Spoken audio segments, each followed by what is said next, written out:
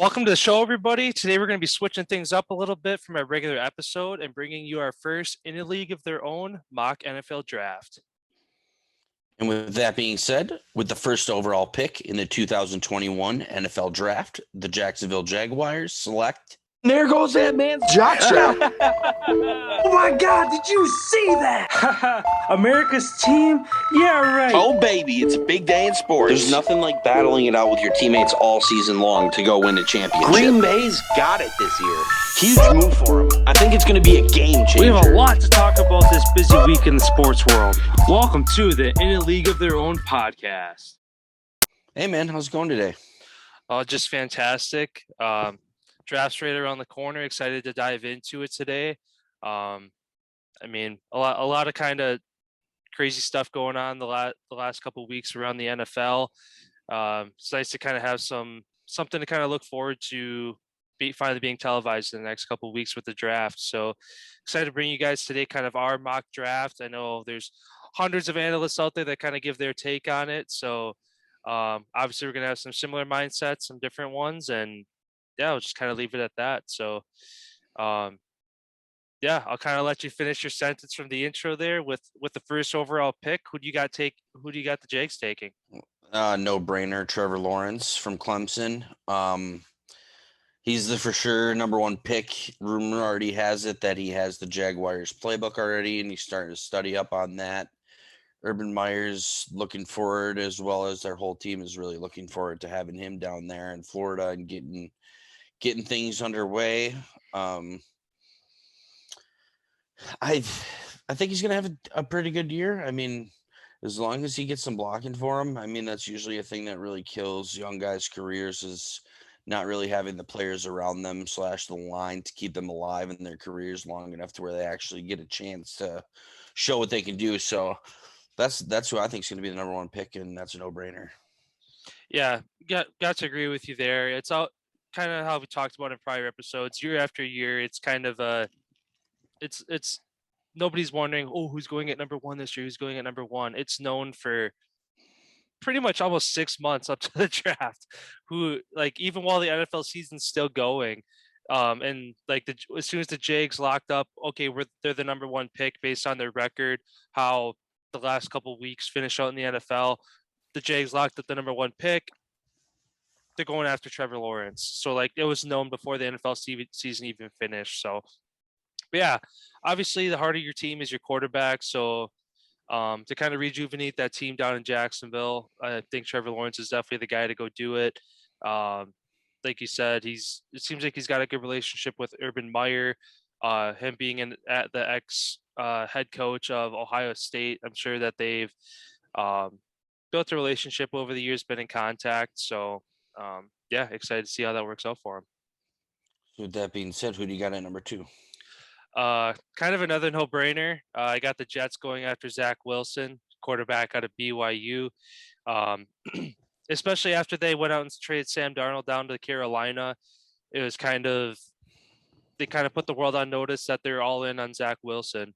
Even if Sam Darnold would have stayed, I still think they would have went after Zach Wilson just to create a quarterback battle in that Jets quarterback room. So yeah, now it's kind of a no-brainer as well. Rebuilding that team, obviously the quarterback's a heart of your team. Zach Wilson, I mean, there's a lot, like, looking at Zach Wilson's pro day and his throws and stuff. I guess I'd say pound for pound, I think he's the most talented, physically quarterback coming out of the draft. Whether like the mentality, like the adaptability of picking up on the new team that he's going to be on, if it is the Jets, kind of the way we're leaning. That's kind of the big question mark for him, but I think physically he is the best pound for pound quarterback out of the draft. Yeah, I personally think Fields is a little bit more athletic and physically just a little bit better, but the Jets being the Jets, and like you said, them moving Darnold over to Carolina, I think that they've pretty much let the world be known that they're going to take Zach Wilson. as their pick. However, I personally wouldn't be surprised if Justin Fields gets selected at 2 either way. But just going off of the mock draft that we're bringing forward here, I'm going to stick with kind of like what the Jets set out publicly, and I'm guessing that they're going to end up taking Wilson at 2. All right. Moving to number 3 here. 49ers on the clock. Who do they take with the number 3 pick? All rumors have it, and I'm yet again on board with that. Mac Jones from Alabama going to the 49ers. They're kind of in a win now type of stage with some of the players that they have on their team. His ceiling, like just from college, it looks like, because he didn't have the games played / the reps that some of these other guys have coming in, his ceiling appears to be a little bit lower. However, he does seem like he would fit that pro style quarterback type of play.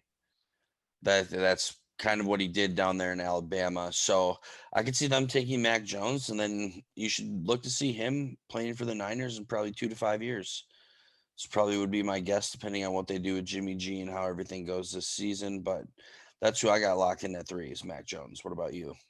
Yeah, same thing. I mean, it's kind of a question mark above my head as to why they don't go after Fields at 3.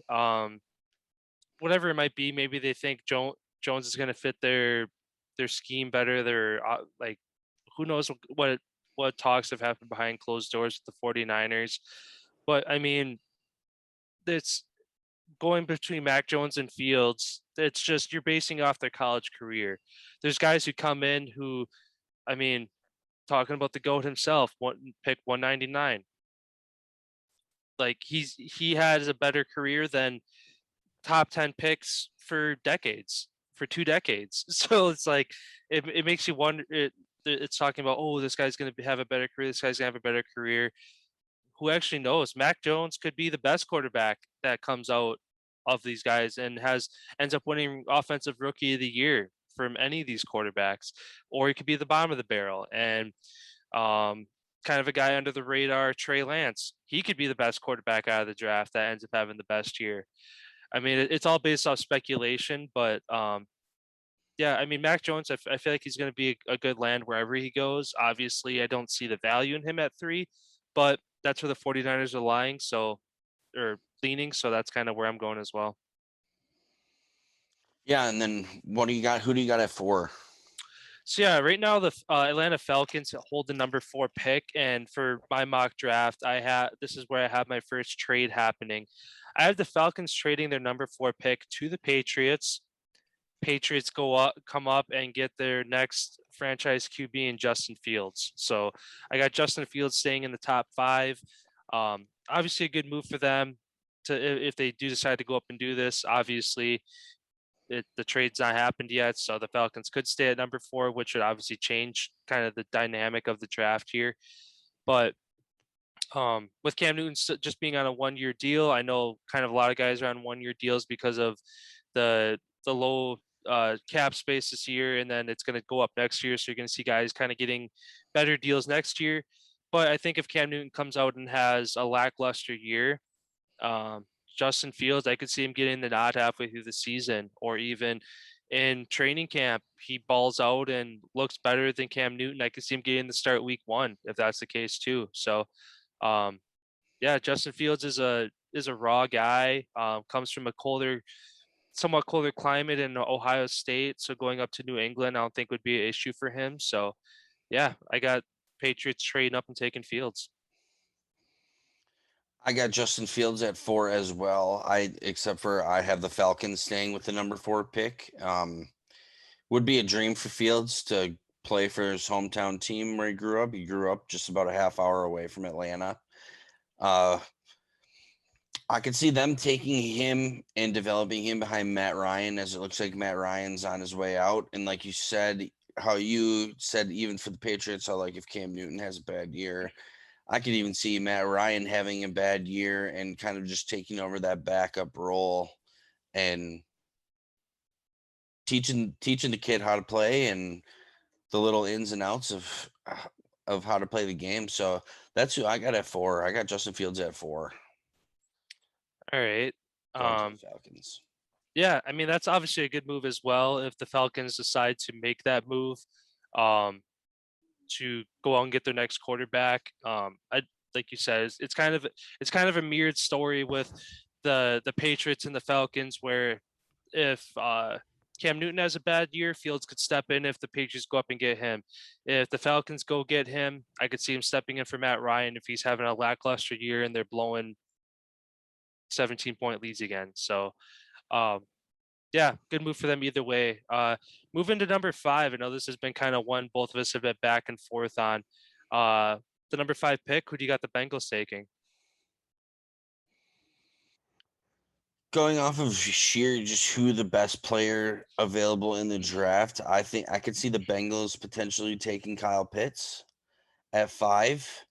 I know they just brought Thaddeus Moss back in, but he's more of a blocking tight end where Pitts can go out and be that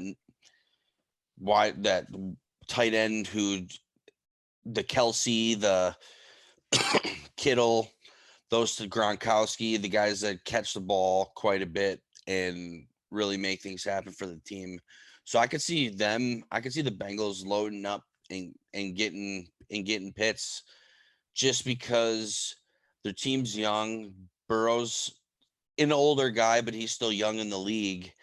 It's like if those two guys can click on a different level, they could become the next Brady Gronkowski tandem in the NFL, and that's a surefire thing to have. Every quarterback would love to have a great tight end safety valve that they can get the ball off to. So that's who I got at 5. Is I got Pitts going to the Bengals. All right, and I agree. That's a really good pick. You kind of went with the highest value and what make like getting Joe Burrow some firepower. I kind of went with the insurance side of things. You got to protect the guy. You could have the best receiving core, best tight ends out there in the league, but if he can't stand in the pocket for more than 2 seconds, then those guys are running routes for no reason. So I got the Bengals taking Penei Sewell, offensive tackle out of Oregon. The best tackle coming out of the draft, in my opinion. Obviously by his stats, his ratings, his pro day, all that too. That's kind of where all the experts are leaning as well.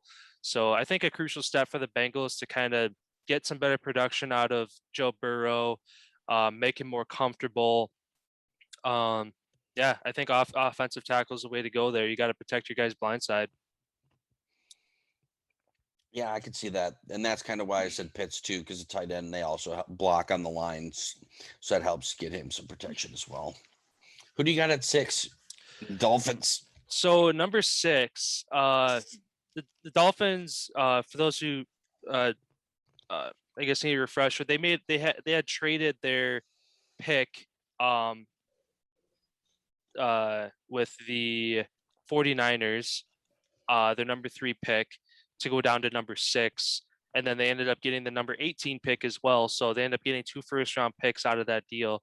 So at number 6, still a lot of high value guys there. I got them going and getting Devontae Smith, somebody reliable guy for Tua to go to. They have the receiving core is young. They got some flashy guys, but I think Devontae Smith comes in. Obviously Tua was in Alabama. Devontae Smith came from Alabama as well. They're both familiar with that same system.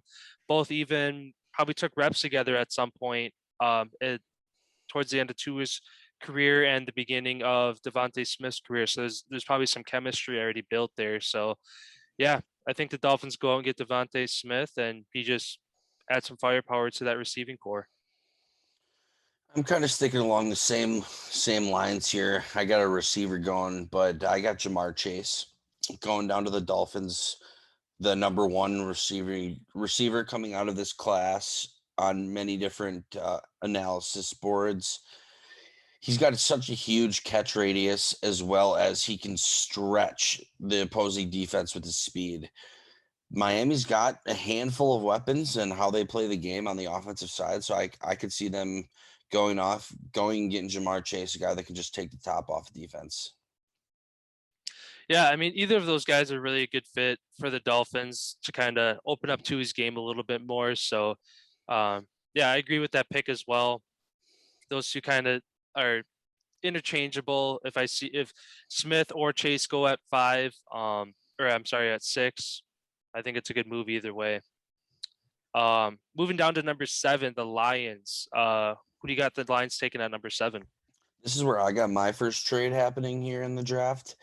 I have the Lions trading for the Broncos first round pick so that the Lions would drop to the 9th spot. I also am having them having their potential, their next pick, which would be the 40th pick. I also have that as being a potential option as well for the Lions to sell at 7.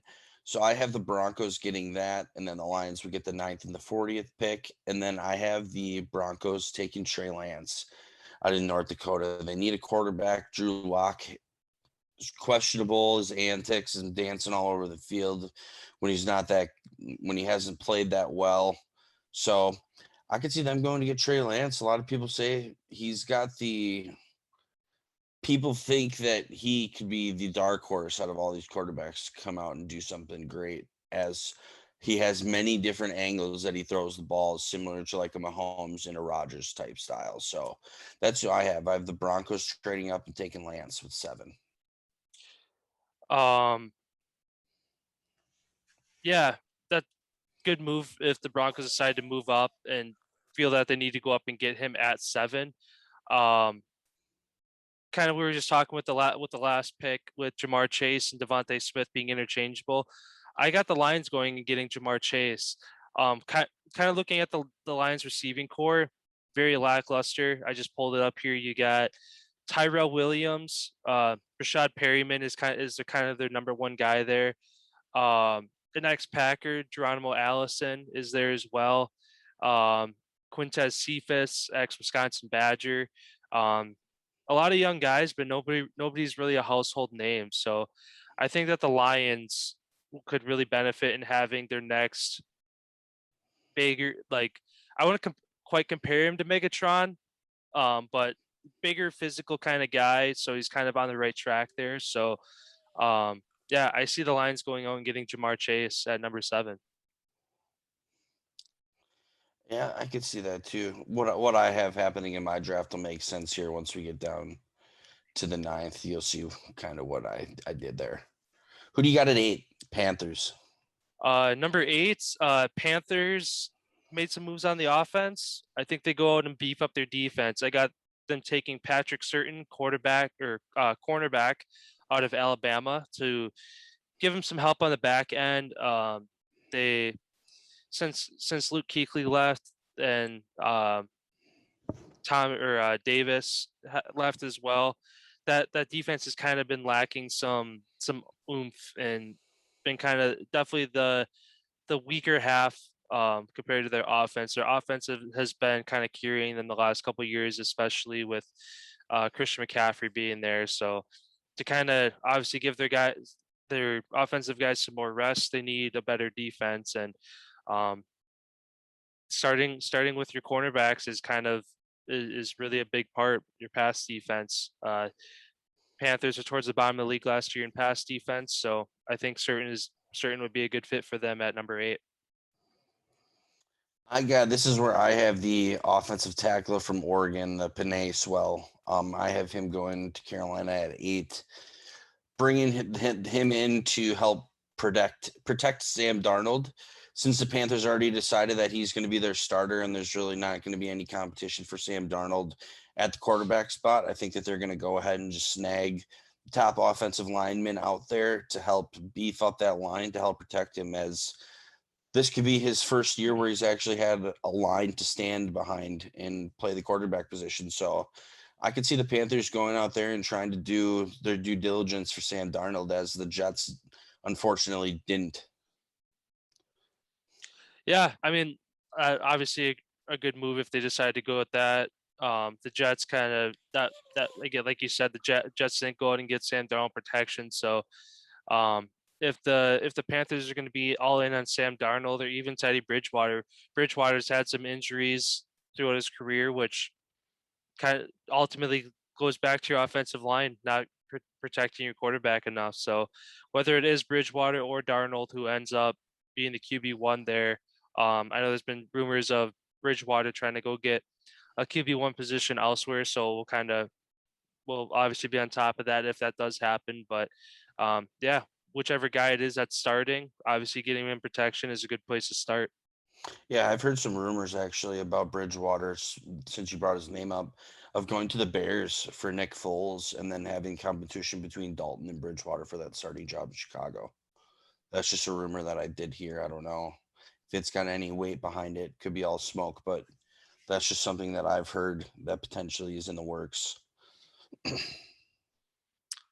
Moving down to number 9 here, the Broncos. I know you had them trading up to 7. Who do you Yep. got at number So 9?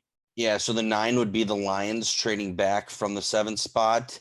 I have them taking Devonta Smith out of Alabama, wide receiver, in the 9 spot. He's going to be one of Jared Goff's top weapons. He's pretty much going to be the replacement for Kenny Galladay since he left. The Lions have a great tradition of drafting receivers in the top 10. They had Calvin Johnson.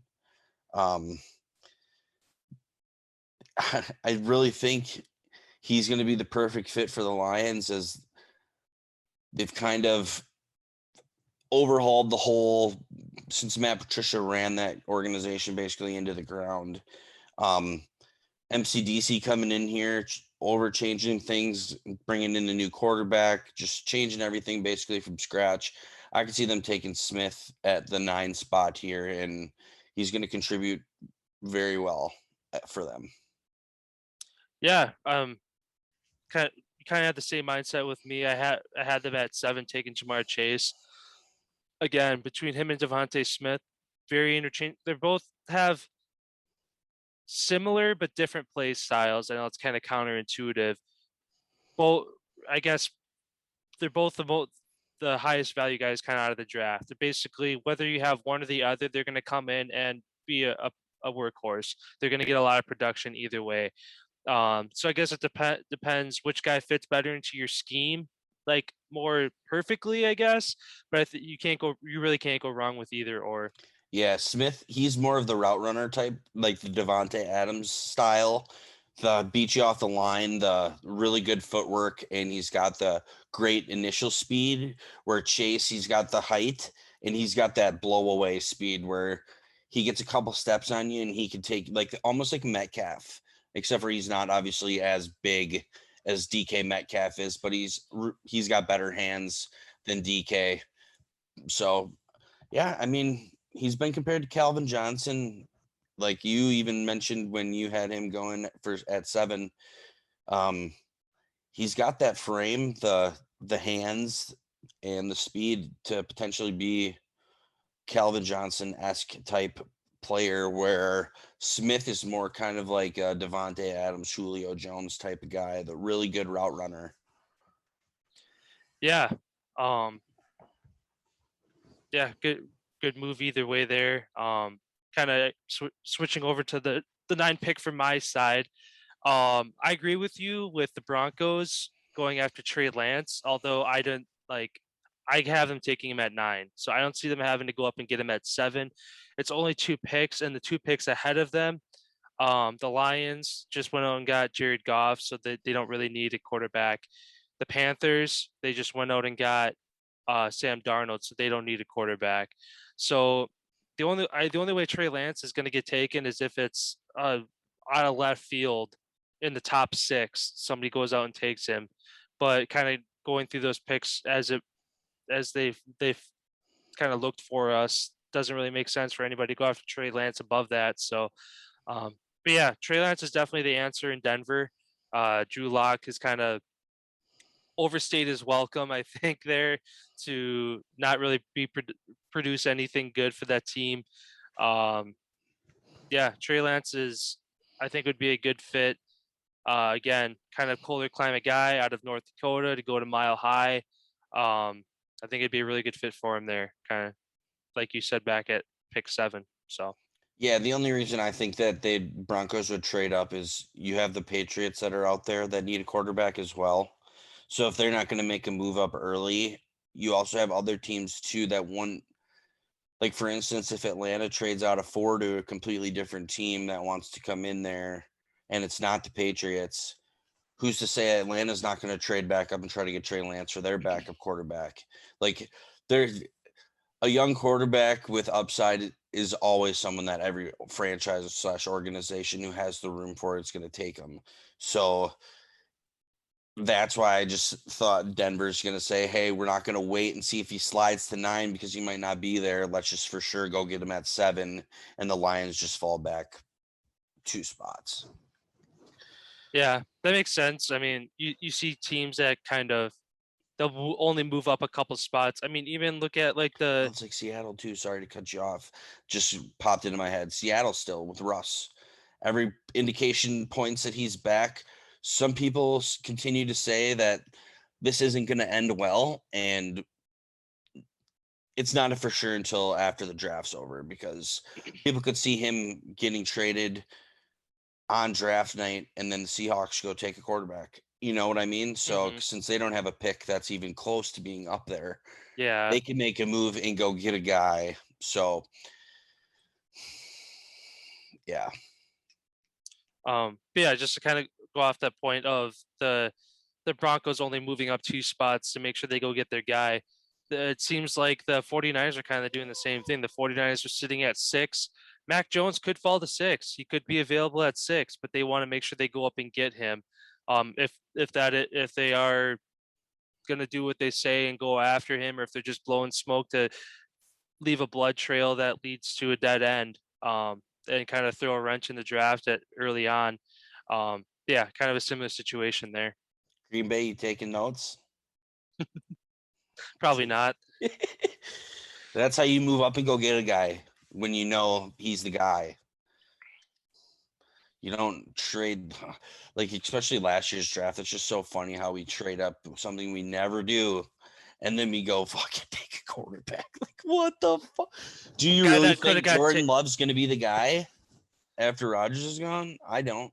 He would have been available third round or later. Yep. Yeah.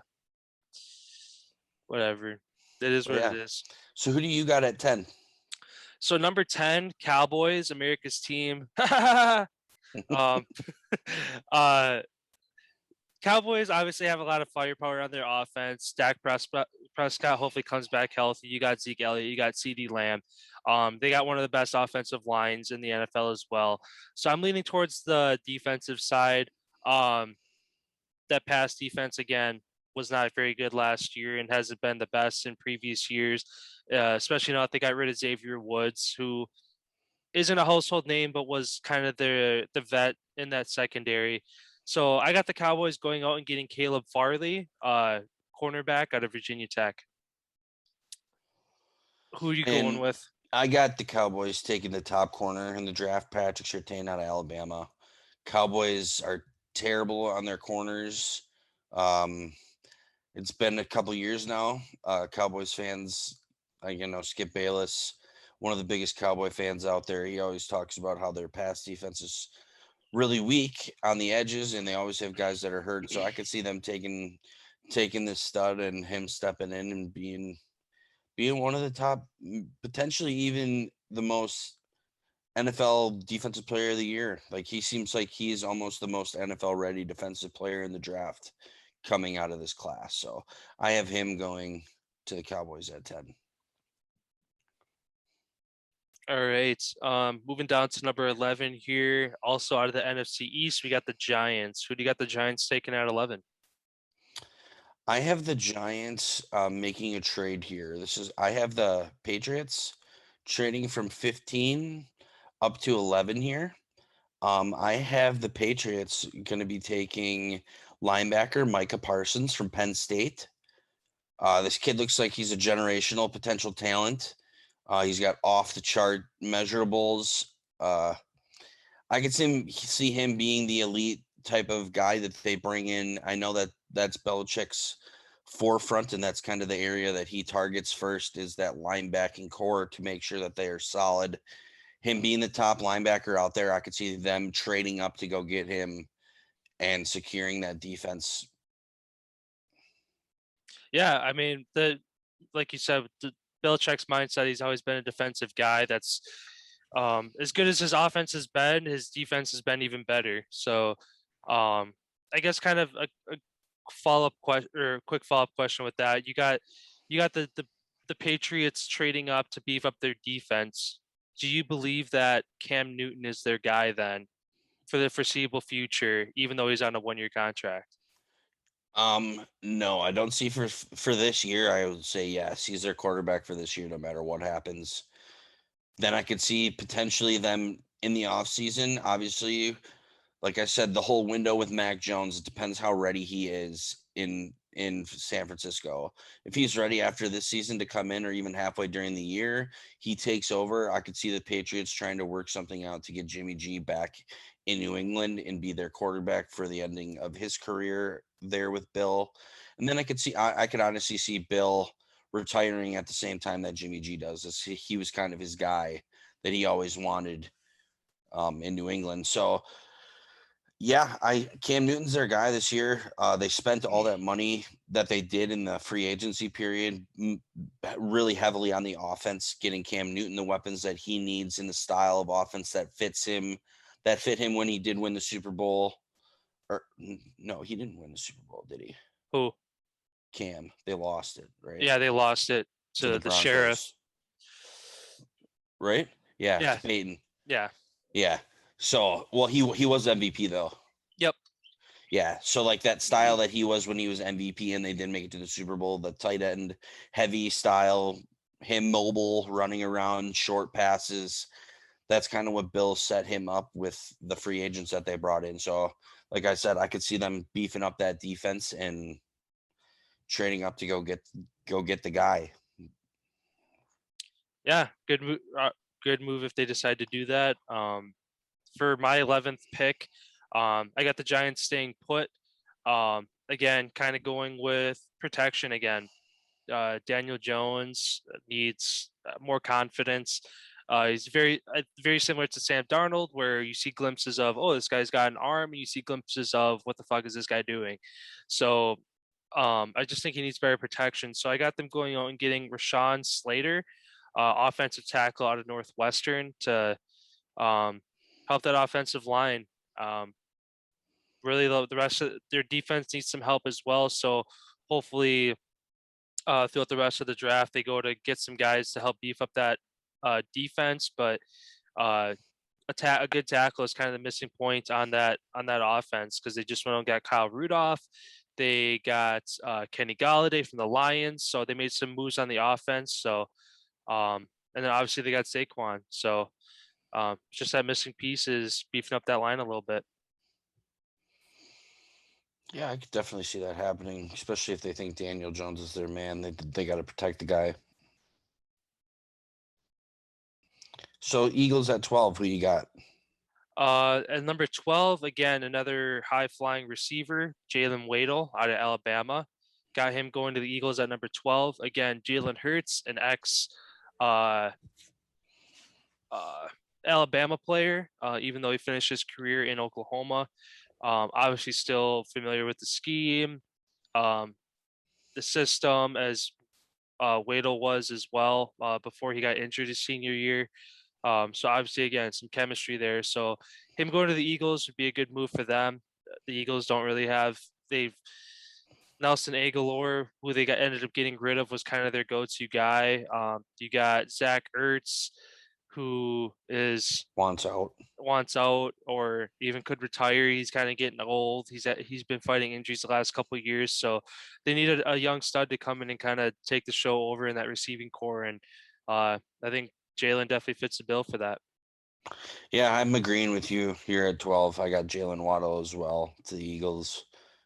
If the Eagles actually want to give Jalen Hurts a chance at playing quarterback and being successful in the NFL, they have to go get him another weapon. As like you said, their wide receiver core is pretty much depleted, as who is there from last year and years past. They really have nobody left. Ertz wants out, management is hostile there. It's kind of seems like Philly's turning into a dumpster fire. So if they want to save Jalen Hurts at all from having, or their team even being successful, they have to go get Waddle at 12. Yeah. Yeah. Some good points there. Kind of similar mindsets. Not a whole lot to debate on that one. Moving down to number 13, the Chargers. Who do you got them taking? I have the Chargers beefing up their O-line to protect their quarterback that they found last year, Justin Herbert. I got Rashawn Slater here from the tackle from Northwestern going at 13. Yeah, pretty much a no-brainer going to the Chargers. They need to protect Herbert as he can ball, so now they just need to protect him. Yeah. Justin Herbert, offensive rookie of the year last year. Obviously, a lot of good potential there. Chargers are going to be kind of a team to watch. They missed the playoffs last year only by a couple games. They won a decent amount of games for as I wouldn't say as bad as they looked, but they definitely had some lulls. So obviously, getting Herbert some protection is a good move for them. For me, as hard as it is to say that he fell this far, I got the Chargers finally going out and get Kyle Pitts at 13.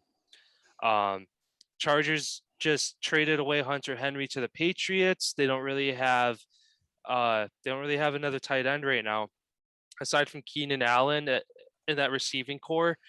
They don't really have a explosive guy to go out and catch passes from Herbert. So um, Kyle Pitts, I think, definitely would be a good fit for that Chargers offense. Like you're talking about before, kind of can do it all. Great blocking, uh, big solid tight end, but then can also run routes like a receiver. So, yeah, I got Kyle Pitts landing in Los Angeles with the Chargers.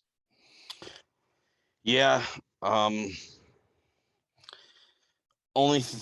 Yeah.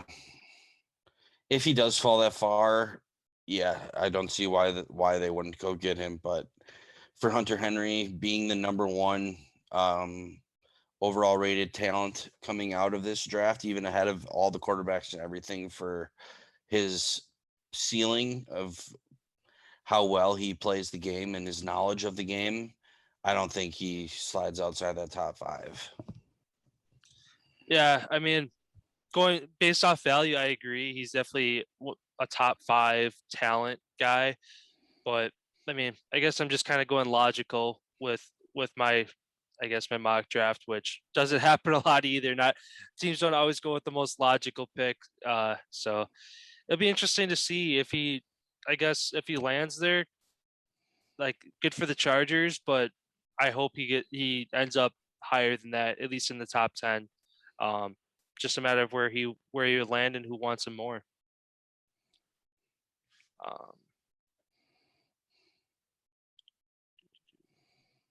I'm moving down to 14.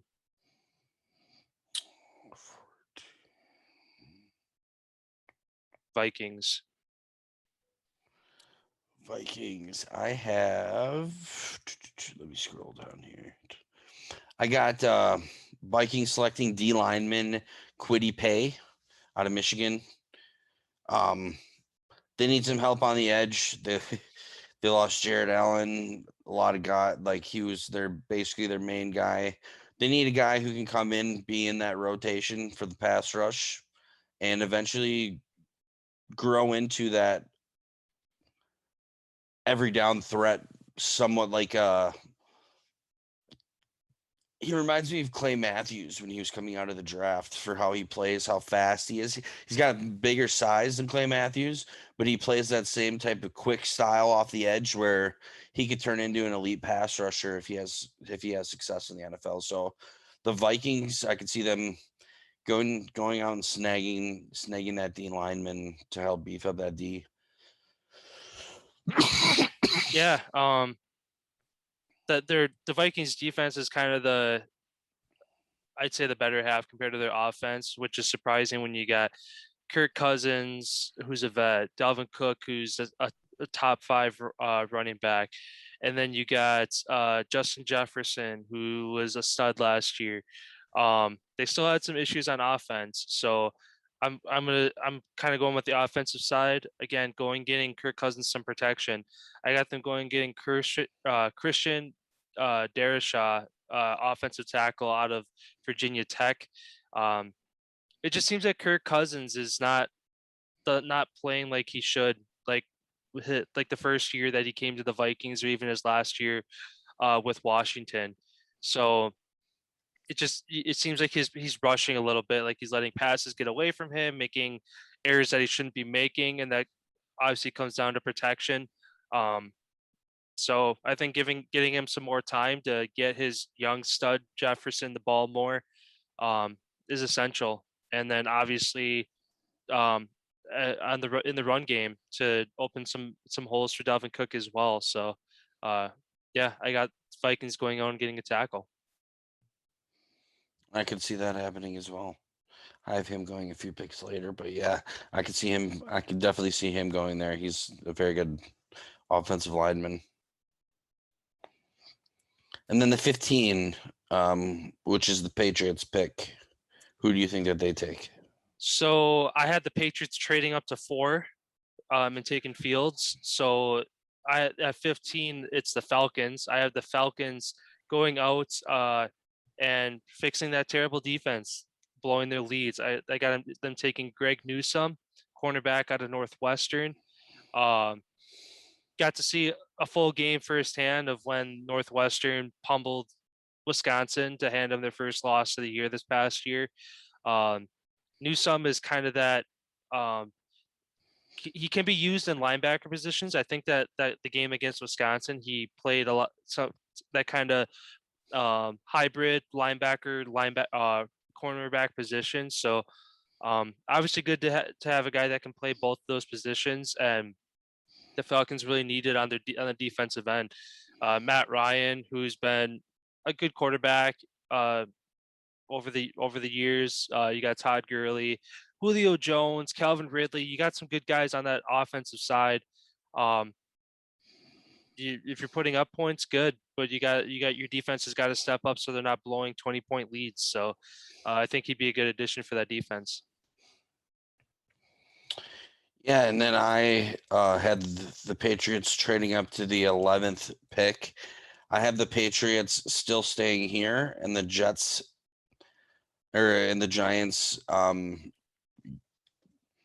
later, I should say, that I have planned out. I have the Patriots taking J.C. Horn, cornerback out of South Carolina. This dude's basically a Stephon Gilmore clone.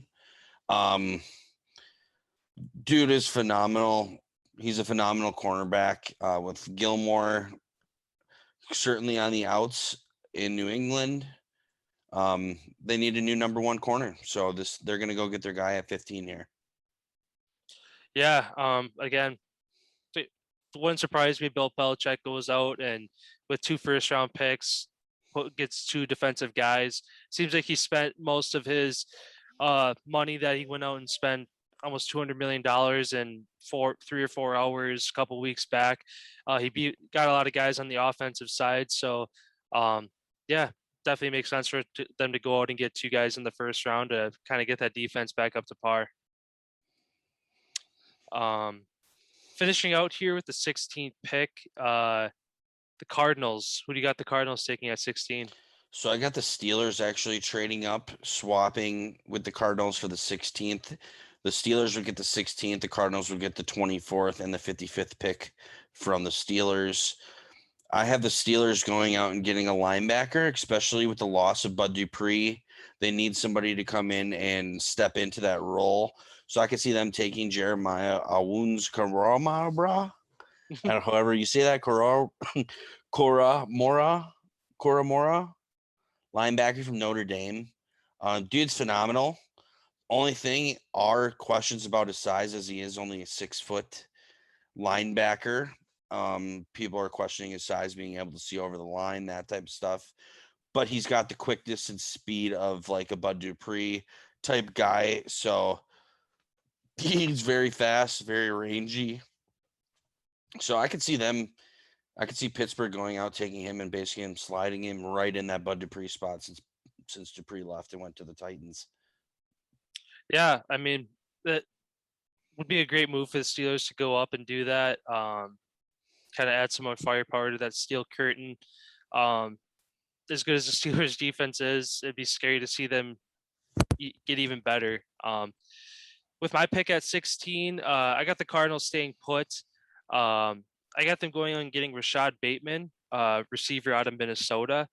Uh, it's still up in the air. Larry Fitzgerald hasn't announced his retirement yet, but there's rumors that he is done. He took his last snap of football for his career. So obviously going out and trying to find a replacement for him, you're not going to find somebody who's going to come in and do that right off the bat and be able to do what Larry Legend did. But Rashad Bateman, big physical guy out of Minnesota. Obviously being out of the Big Ten, watching Wisconsin play Minnesota. Um, I remember the Badgers secondary having some issues with him, so at least at the collegiate level, he was definitely a standout. Uh, not a top talent at receiver coming out of the draft, but when you got guys like Jamar Chase, Devontae Smith, you're going to fall down the ladder a little bit. But still, going in the first round is admirable, and I think that Bateman would be a good addition to the Cardinals. Um, yeah, so that kind of wraps things up for us. We're planning to make this a 2-part episode, just so that it doesn't get too lengthy, and make sure you guys come back and kind of see how the second half of the first round plays out for us. So, um, yeah, maybe next week. Obviously, at least before the draft, we'll give our 17 through 32nd picks. And then if some trades happen, we might have to come up with a mock draft 2.0 and kind of resituate some stuff based on changes that happen. So if that does happen, we'll be sure to do that. Otherwise, yeah, this was fun kind of going through, and obviously we saw I had some stuff. But it's also good to see some variation because it leaves debate out there for people to kind of make their own decisions. Yeah, absolutely. There's definitely a handful of things that I have coming in the second half of this first round that I don't think people are thinking is going to be taken. But yeah, excited to break that all down tomorrow. Yeah. Um, yeah. So you want to do this one tomorrow? You want to come back and do another the second half of this tomorrow? Yeah, let's finish this tomorrow. All right, awesome. Well, we'll see you guys tomorrow then, breaking down the second half of this. Um, and then if there's any news to break down, we'll either start the episode with breaking news or end it, one of the two. Yeah, look out for another interview coming out this Friday. Again, Josh Mayer, for those of you who know him from his TikTok series, we plan to have him on and be dropping that episode on Friday. Yeah, excited to have him on, and happy hump day, everyone. Enjoy your Wednesday. See you tomorrow.